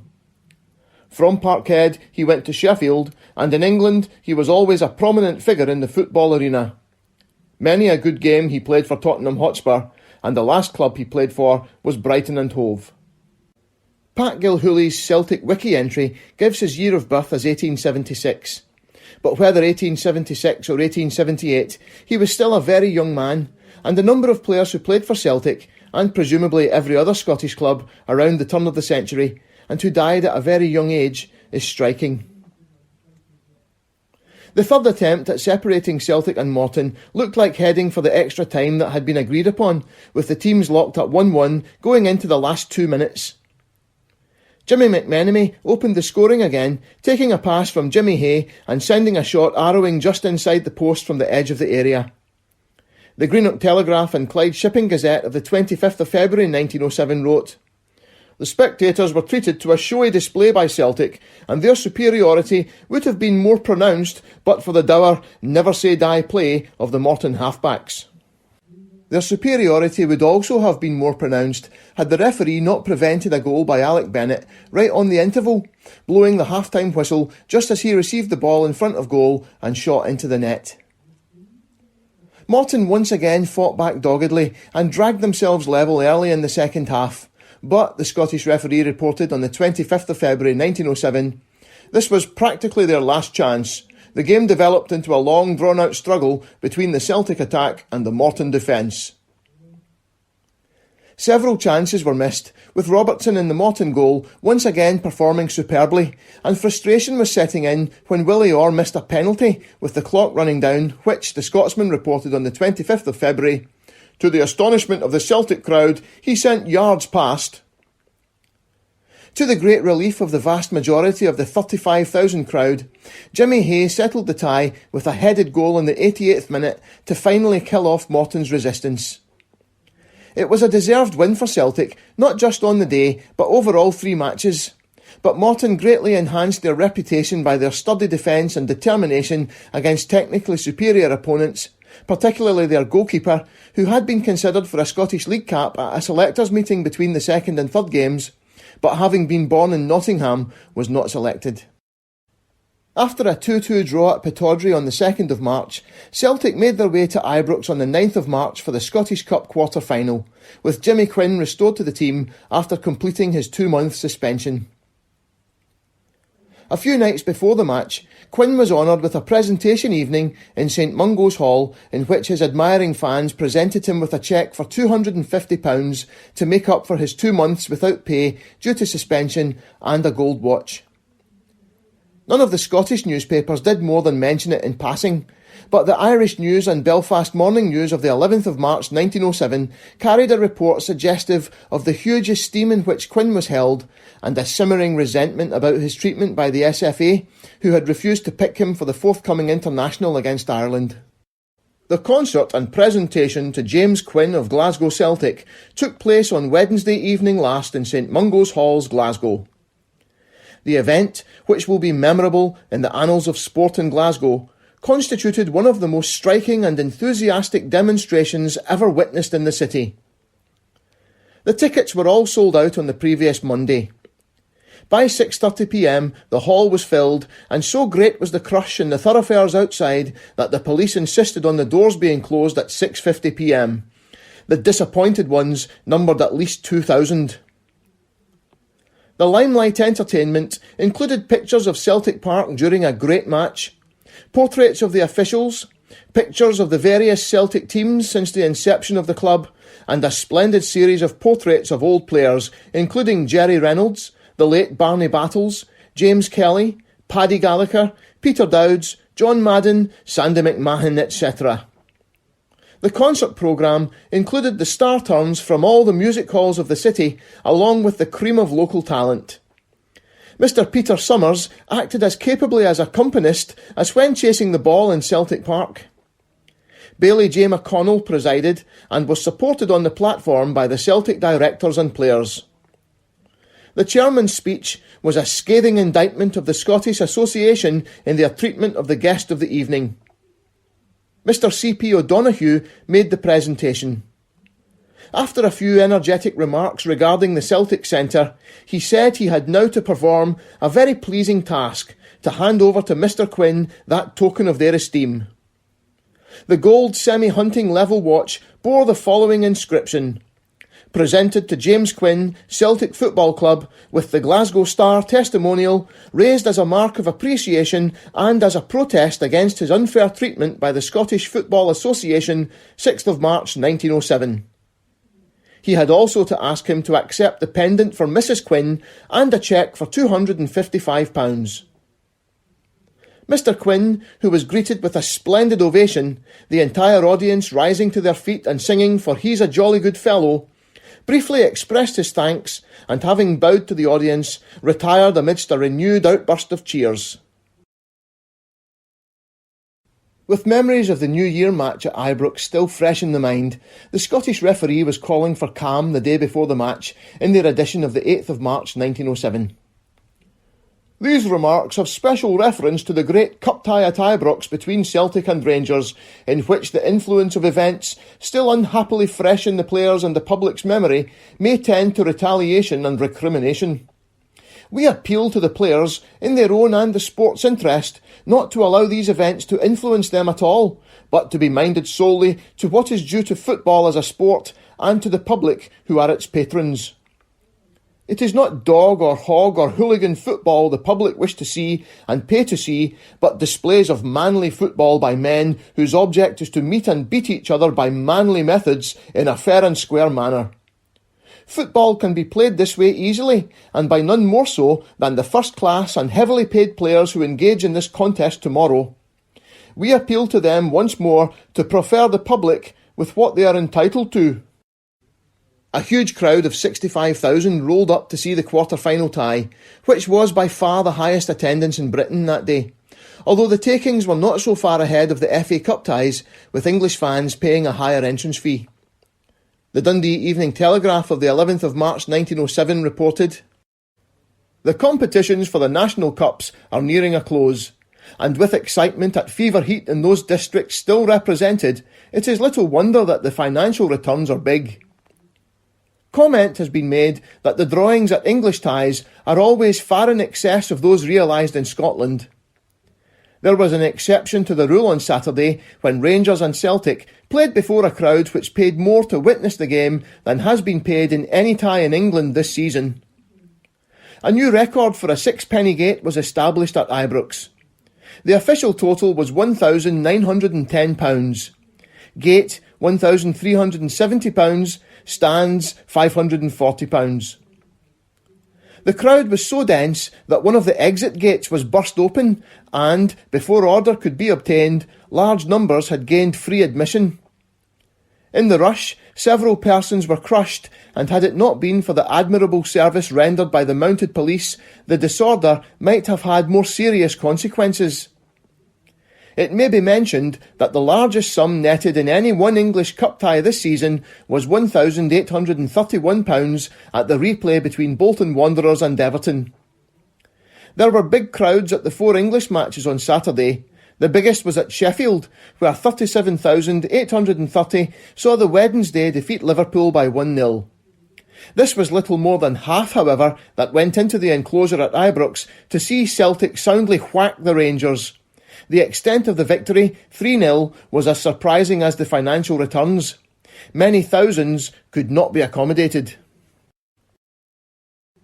When we read of the huge attendances at Scottish grounds in this period, and the frequency with which large numbers gained entrance due to floodgates either being forced or deliberately opened, it seems a matter of mere luck that there were no more serious crowd tragedies.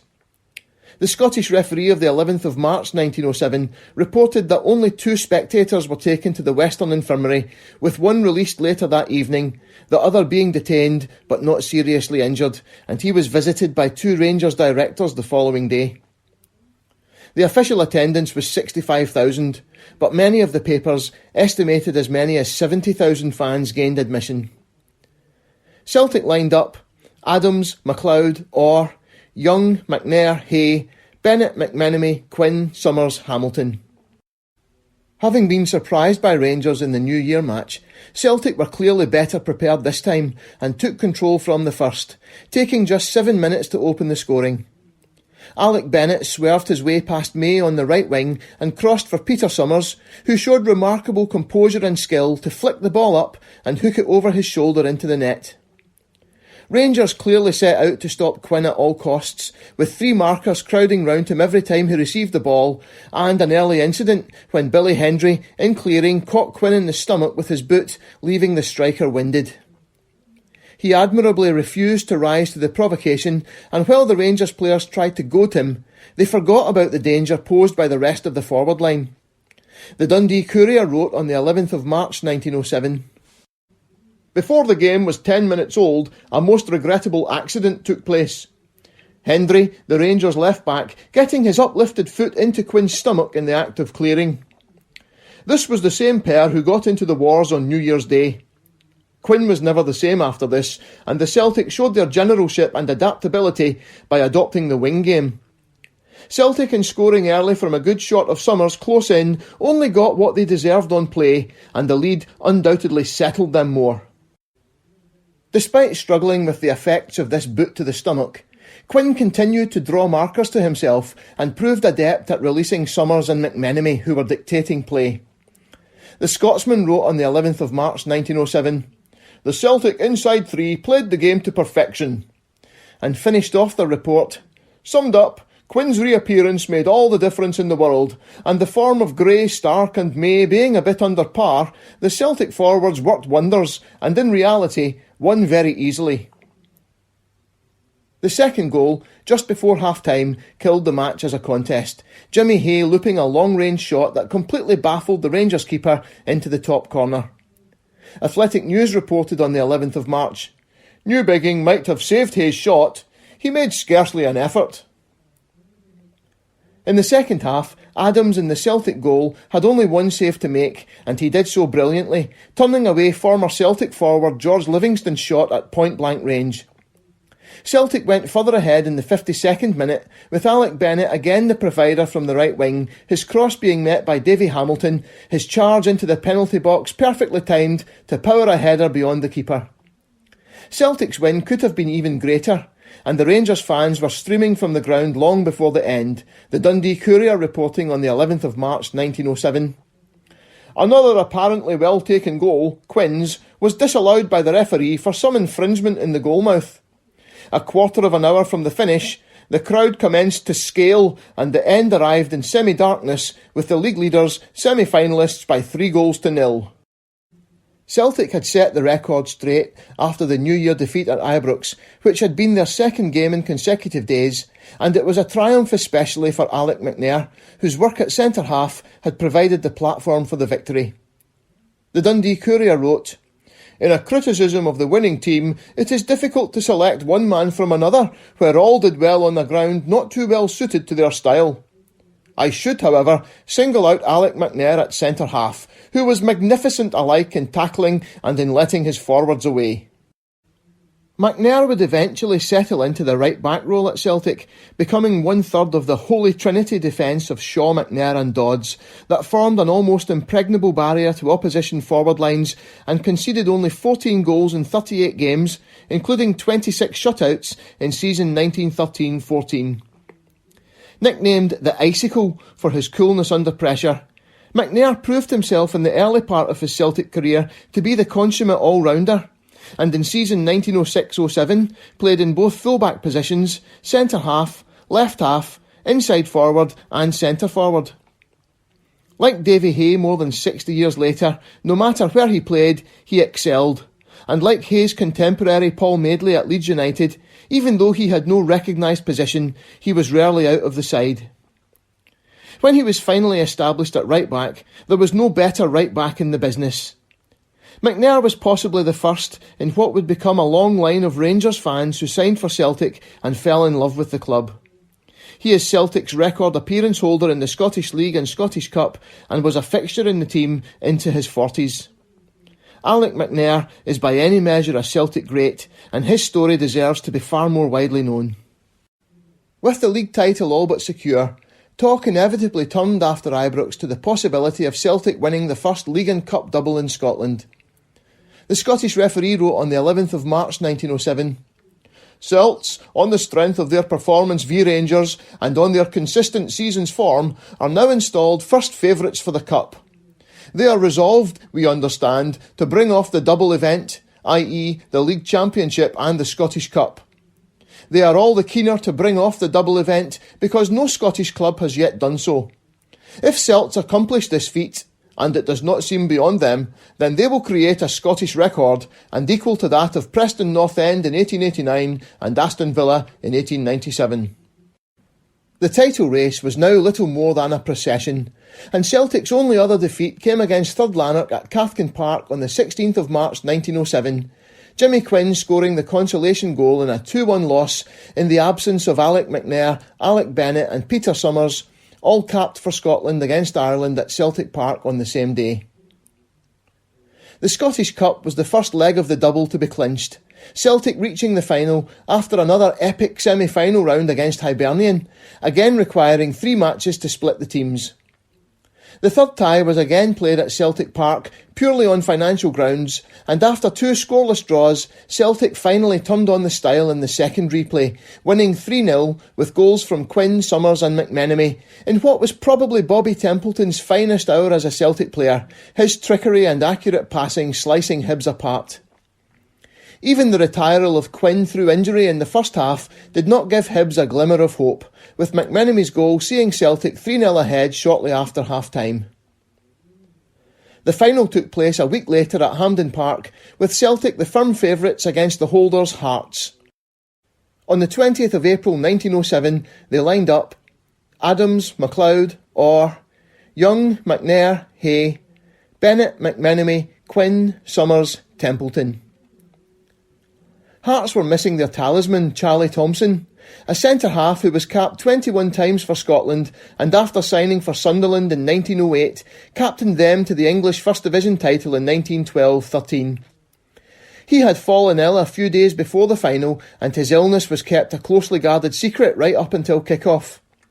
An Edinburgh correspondent wrote in the Scottish Referee on the 22nd of April 1907 that had Thompson's absence been known beforehand, half the travelling Hearts support wouldn't have bothered. The match kicked off in driving wind and rain, 15 minutes late on account of Hearts goalkeeper Thomas Allen being held up on his way to the ground, Jonathan Oldbuck writing in Athletic News on the 22nd of April 1907. The Tynecastle officials had a nerve-trying spell at the moment the team should have been on the field.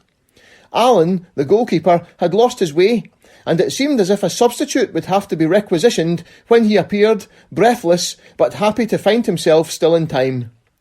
For 10 minutes, the other 21 players had had to kick their heels in the pavilion.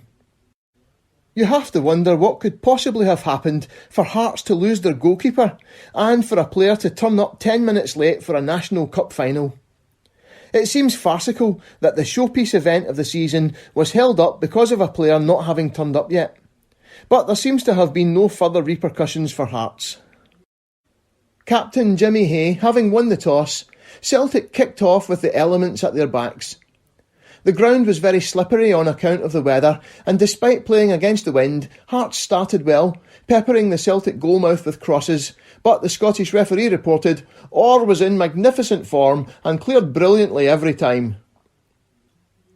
Celtic then took a grip of the match and, orchestrated by Jimmy McMenemy, had the Hearts defence under sustained pressure, Allen in goal making impressive saves from Quinn, Young and Hay in quick succession. The Scotsman of the 22nd of April 1907 reported, "The attack was suddenly turned, and for a sustained period the Tynecastle defence was kept continually on the move. Templeton forced play on the left, and a corner, which prefaced a succession of half a dozen, was conceded by the Hearts. Shots from all directions, and mostly of the deadly type, were dispatched to Allen, but the Hearts goalkeeper gave a really great exhibition, and all efforts to score on the part of the Celts attacking party came to naught." Back came Hearts in a seesaw first half, with Willie Beauchamp, brother of Celtic's James, who had made a handful of appearances this season, causing problems with several dangerous runs. Sonny Jim was cautioned for a foul on Hearts' English forward Richard Wombwell, looking to become only the second Englishman after Celtic's Jim Welford to win the Scottish Cup. But the half ended with Celtic back on the offensive. The Scotsman wrote, "The Celtic had now gained the aggressive again, and close in, Quinn completely missed his shot when a score seemed probable. Before the interval, the Hearts revived an attack in surprising fashion, but the Celtic also managed to have another say, and again Allen was responsible for the saving of his side by his grand goalkeeping. Although Celtic showed superiority in attack in the first period, the Hearts' defence was an unflinching and determined force, but the fact that Celtic failed to score up to the interval was due principally to the splendid work of Allen." While the Edinburgh-based Scotsman credited Celtic with being the better of the two sides in the first half, the Glasgow-based Scottish referee saw it differently, summing up the first half on the 22nd of April 1907. "It continued to be a grand game up till the interval, there being little to choose between the teams, and when the halt was called with the teams still on level terms, the general opinion was that it would be a fast fight to the finish." The second half began with a brief flurry from Hearts, now with the advantage of the wind, but Celtic were not to be denied, and the breakthrough came as a result of a hotly disputed 55th minute penalty, described in the Dundee Evening Telegraph of the 22nd of April 1907. "The incident was simple, and it was a 100-1 that Quinn would not have scored. He was sandwiched between Reid and Henderson when his body came down to earth. Whether the outcome of a trip, a push, or an ordinary fall in his anxiety to get through was not quite clear from the press box. The players themselves hold diverse opinions. Henderson, the old Dundee halfback, was blamed." The referee pointed to the spot immediately, and Willie Orr, playing in his last Scottish Cup final, made no mistake from the spot, despite what the Scottish referee described as a brilliant attempt by Allen to save. Hearts rallied again after the opener, Athletic News writing, "Then the Hearts played. Led by Walker, a marvel surely, the forwards coaxed the ball down on the opposing defence in the most stylish way. The Celtic halfbacks were left standing, and it required all the most strenuous exertions of MacLeod and Orr to prevent the equaliser. It was not to be." The match was then killed off by 2 goals from Peter Summers. Athletic News continuing, "Celtic gradually came to themselves again, and after Templeton and Quinn had been bundled off the ball in threatening rushes near goal, Bennett, who had been playing faultlessly since the resumption, hooked across from the line to Quinn. The latter's range was impeded, so he slipped the ball aside to Summers, and the wily one beat Allen with a splendid shot.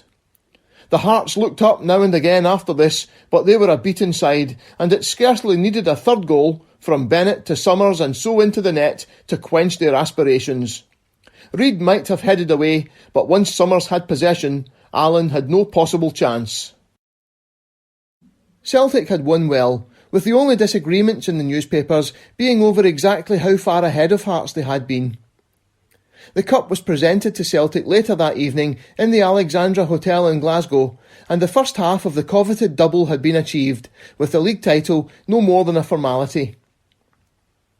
The 6 matches it had taken to dispose of Morton and Hibernian in the earlier rounds of the Cup meant that Celtic still had 6 matches to play in the league, while nearest challengers Dundee had already completed their programme and were only 1 ahead of Celtic on 48 points. Rangers had also played all their matches and were 2 points behind Celtic in third.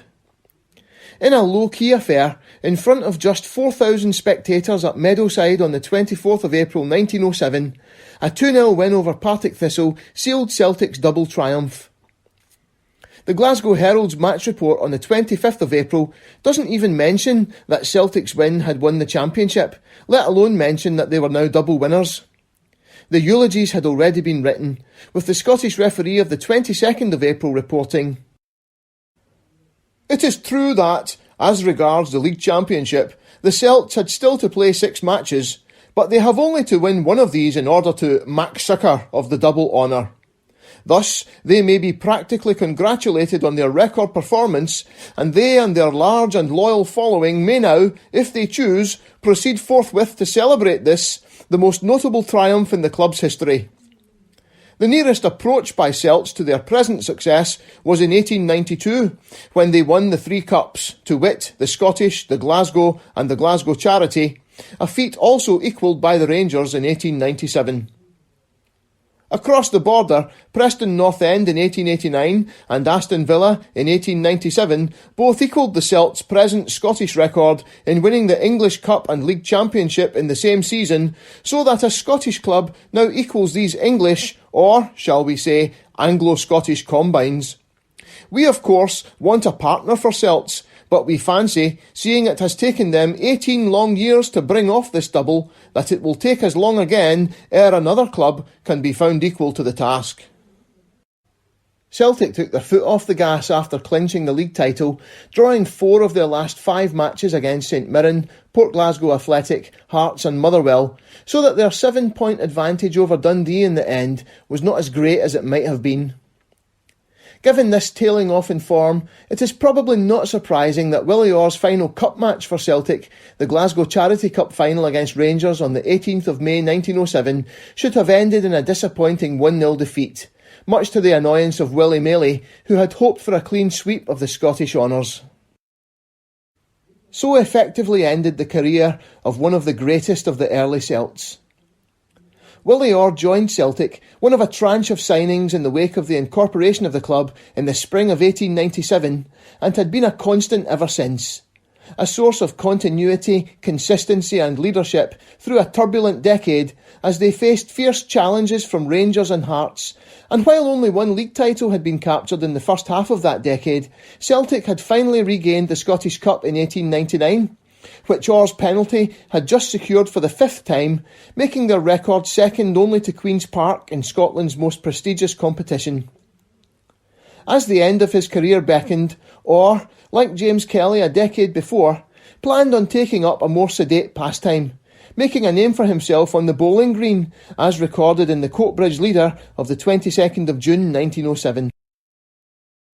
The ties for the championship of the Airdrie Green are progressing, but it's slow. W. Orr sprang a great surprise by defeating D. Gibson 21-11. The popular Celtic back played a great game from start to finish, and if he can keep it up, should account for a few scalps before the champion discovers himself this year. Willie Orr remained at Celtic for another year, but played only 1 more match, in a 2-1 defeat at Pittodrie on the 23rd of September 1907, and retired at the end of season 1907-08.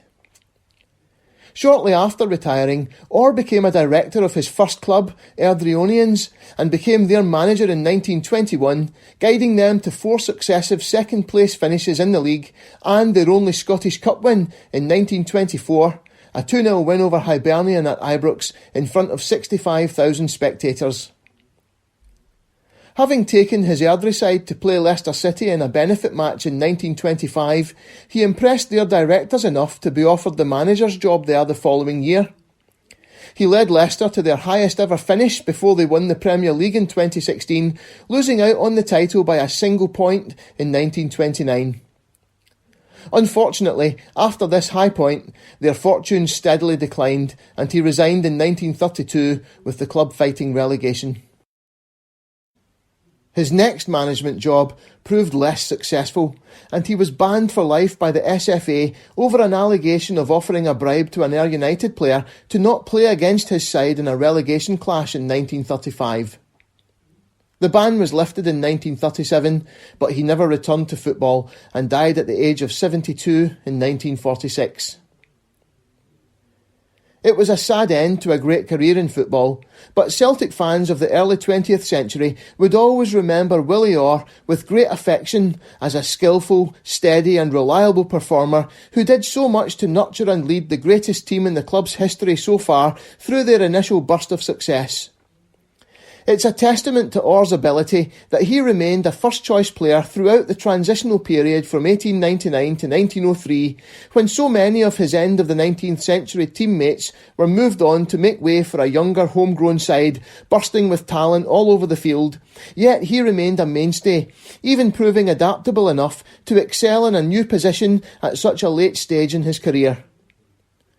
In 212 games over a 10-year period, winning 3 Scottish Cups and 4 league titles, Willie Orr proved himself not just a great Celt, but a true Celtic great. Willie Orr had already passed on the baton of the captaincy to Jimmy Hay for season 1906-07, and next time the focus of Celtic in Person shifts to Orr's youngest teammate, whose Celtic career takes us into the interwar period and eventually, on his departure, into the lean years of the 1920s. The incomparable Alec McNair.